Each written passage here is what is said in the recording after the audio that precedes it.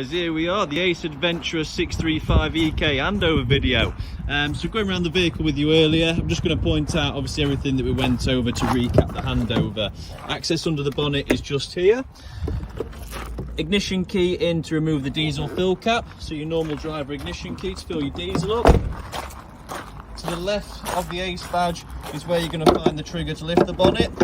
And once you're underneath, we've got that terminal just there, which is your positive, linked to the battery under the floor for the vehicle, and that's your earth terminal just there, so if you ever need to jump start the vehicle, just there.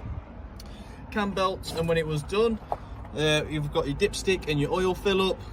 Just here, you've got your coolant, then you've got your brake fluid, your steering fluid, and your windscreen washer fluid, all there, nice and easy to get to. Closing that down, moving round. So when we come to the campsite, first thing I want you to do, ignore that for a second, I want you to come round to the side of the vehicle and plug it in. Once we've plugged it in, I then want you to go to your gas locker and turn on your gas. So I'm just going to, I don't need to actually, so we're going to come inside of here, so open your gas locker up, your gas bottle will be in here, it'll be strapped in because you've just been driving, and it will be turned off.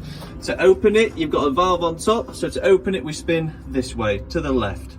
It's already open at the minute, so I can't spin any further. So once you've done that, you've plugged your vehicle in, you've turned your gas on. So we've got gas and electric to the motorhome. Next, I want you to come around and put more water in. So to do that, you need to come down here, unlock the water, and spin left. Can I do it one-handed? Come on, there we go. And put a hose pipe into that slot. And then once the hose pipe's in and running, I'm just going to leave that open now, I can't tighten it. But leave the hose pipe in there and running. Then we've got gas, electric and water all on board the vehicle. At that point then we can go inside. So if you just bear that in mind, that's how I first want you to get the vehicle going. What I'm going to do now is just continue showing stuff on the outside while I'm outside, but that is the first start up. Plug it in, turn the gas off, put some water on board. Now whilst we're on the outside, around the back you've got your tow bar and your electric plug-in. So you can see there it's a 7-pin plug with your tow bar.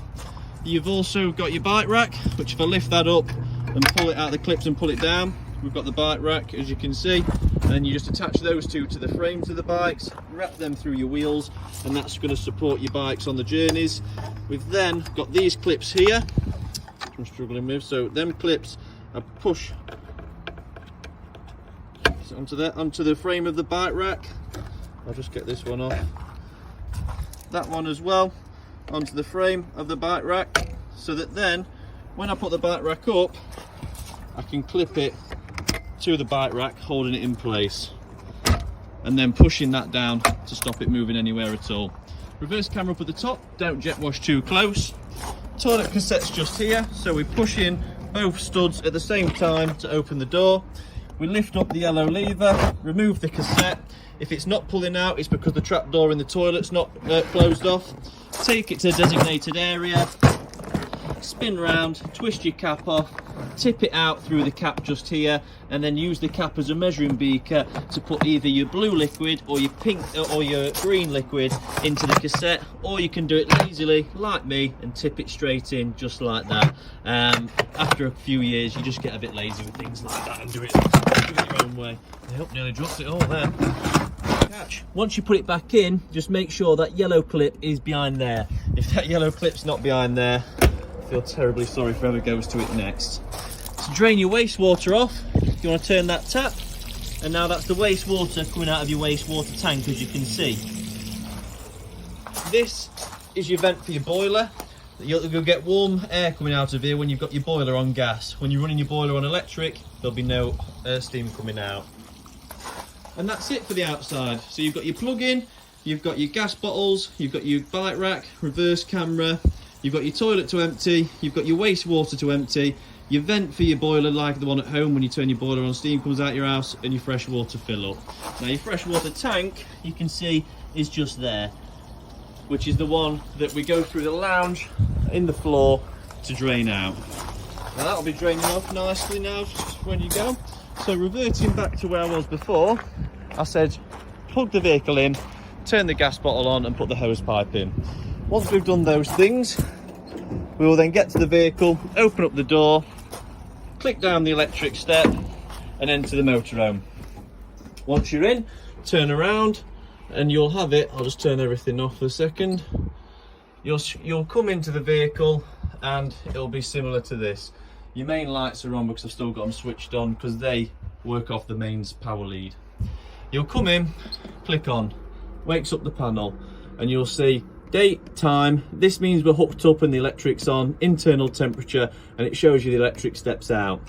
These buttons all do nothing at all. This one here, I want you to click so we can keep an eye on how much water's going in through the hose pipe. So then we sit here, wait for that to get to full, and then we'll go run outside, pull the hose pipe out, turn the tap off, and we've got the hook up in, the gas is now on, and the water tank's, fresh water tank's full of water. We can click this button again to check the levels on the battery. So 14.4 is very high on charge, that's full battery. This one's nearly up at the top, so if we wanted to, we could click this button here, and now you can see we're starting to charge this one up, and this one will drop ever so slightly because it's got no mains at it. So we're now charging this battery by clicking this button and the red light being on. If I click again, it'll come off this battery, that'll return back down to nominal voltage, and now we're charging the leisure battery. So this one's to view the levels, this one's to charge the vehicle, this is to turn the panel off and on. These here, so we've got lights. This one here does the porch light, and this one does the awning light that's just outside down there on the wall or in the back of that cupboard just there with that one. And this one's your water pump. Green light shows it's on. Now when you come to the motorhome, obviously you've just filled the water tank up with water, but the full water system will have air in it. So you need to come, put your water with the water pump on the cold side, and you'll get a lot of coughing and spluttering until all the air's out of the system and you get a steady flow of water like this. Once you've done that, you then need to do it onto the hot side and do the same with the hot till you get a steady flow of water. Once you've got a steady flow of water on both sides, your water system's fully primed, and then your boiler's primed as well. So which leads on to this next bit, your heating hot water. On the right's the power source, on the left is the commands. So at the minute this is off. This is when you want 60 degrees hot water. This is when you want 40 degrees hot water. This is when you want heating on its own. And this is when you want heating on with 60 degrees hot water. Now, when you're doing the hot water and you've got the heating on, we need to then also select the temperature of the air of the vehicle. So 1 is approximately 18 degrees and 5 is 30. This light here indicates we're warming up. If it's off, it's up to temperature, and if it's red, we have a problem. So now I've got it on 60 degrees hot water and we're heating the vehicle at number 5, which is 30 degrees. So I've got 30 degrees heating and 60 degrees hot water. I then need to tell it what power do you want me to use to get that going. So at the minute, each individual wavy line stands as 1 kilowatt. So this is 2 kilowatt, that's 1 kilowatt. That's gas on its own. That's gas and 1 kilowatt of electric, and gas and 2 kilowatts. So this is the setting when you want to get it as hot as fast as you can. This is campsite, this is on the driveway, this is wild camping, and this is when you're on a campsite with a 4 amp socket or a 6 amp socket where you don't want to trip it out because you might be a bit more remote. So those two now, it's warming up on gas and electric, doing 60 degrees hot water and heating at 30 degrees. Obviously this is all self-explanatory. You push in to ignite and you push in and twist to select. Your electric hob's just there. Your fridge is a 3-way fridge, so we can have it on auto. So if auto will always choose the hookup as the favoured supply. If I unplug the hookup now, it'll automatically go to gas. If I turn the gas bottle off, it'll automatically go to battery. It'll become a flashing light until I start the engine on battery mode, and then you'll get your solid green light, blue light. Now you can individually choose these by cycling through, just like so. If you want it on gas, just click it onto gas and it will light itself. Hook up, then you've got auto. To change the temperature of the fridge, we simply click this dial 1 to 5. 4's the sweet spot, and if you fill your fridge up, it's not going to freeze from the back. Holding the button in turns it off altogether. Underneath here, we've got 2 gas taps that are for both. If you look on here, blue is the fridge, which is the bottom one, and green is your hob and oven and your hob all together. So just isolation taps just there. In here we've got storage for the table in the lounge when you want to take it out. Next to that we've got racking for storage, and up at the top you've got your cutlery cupboard. in all these cupboards is storage, and all those is storage, but in this one you've got your TV aerial and booster. So to switch it on and off, we use that switch there. This cable, you get aerial, cable goes from the aerial through here into the booster, from the booster out on this black cable, which goes to that plug-in just there. So when you've got the TV on, we need an aerial cable plugged into there in order to get television. We then need to retune the TV on the TV, but to get the best picture, we'll need to untwist this cap, push the aerial up in the air and potentially twist it to obtain the best picture. When we're traveling, it has to be all the way down. So before you set off, we need to put that all the way down. If you're wild camping and you don't need the telly on, we can switch this off to save battery, not running a light consistently. Down at the bottom, we've got both fuse boards, both 12 volt and 230 volt. Your 12 volt fuses are all here, and they're all labelled up there to what they do. On this side, we've got the mains fuses, so all this comes into play when we're plugged in. We've got isolation switches for the space heater, water heater and battery charger. And then you've got 3 MCBs that'll trip if you overload a circuit or someone cuts through your cable. And you've got an RCD there that'll trip if you've got reverse polarity on a dodgy hookup cable or you plug in a faulty appliance. Carpets are all there. Before we travel anywhere, take your microwave plate out, take your grill out and all your racking and things like this, and we can stow them away somewhere where they're not going to rattle. Underneath here is where we're going to drain off the fresh water tank. You unscrew it, and then you've got a big disc you take off to get into the tank, and then you pull the plug out. So when you're done with the motorhome, we need to drain that. We need to go outside and drain the grey tap that's draining, and we also need to come underneath here, ensuring that the water pump is turned off, and lift this yellow lever to drain your boiler. In that position is draining, that's closed off. And there your gas isolation taps again for your water heater and your space heater as well. Your water pump's just there, your leisure battery is just underneath there. To make up your bed in this lounge area, we pull the lats out from here like so, hooking it over these screw points, and then we remove this cushion and put them in the center. This table folds up and goes into there. When you're driving, you can lift your bed up on the struts to access more storage, and just so you know, your awning tool can clip into these as well. But obviously you can have it up or down, completely up to you.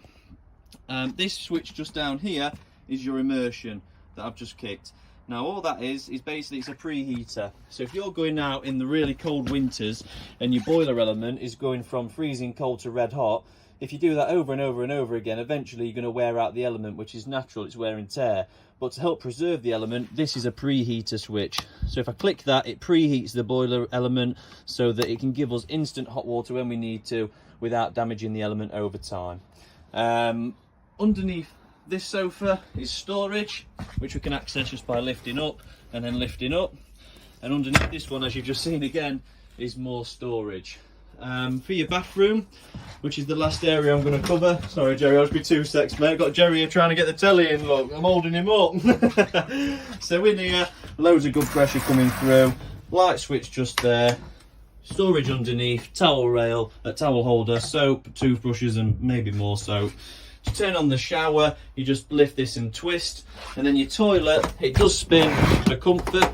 When you lift it, you've got a secondary seat as well. Blue button to flush. Now, in order for this toilet to flush, all this water you're seeing here is coming off that fresh water tank we've just filled up with the hose pipe, and it's being pumped here by the same pump that runs your shower and all the other taps. So if you're stopped in a traffic jam, you need a wee, you need to go to your control panel, turn it on, turn your water pump on, then you can flush. This light will come on here when it's full. Rule of thumb, 2 2s, 4 1s.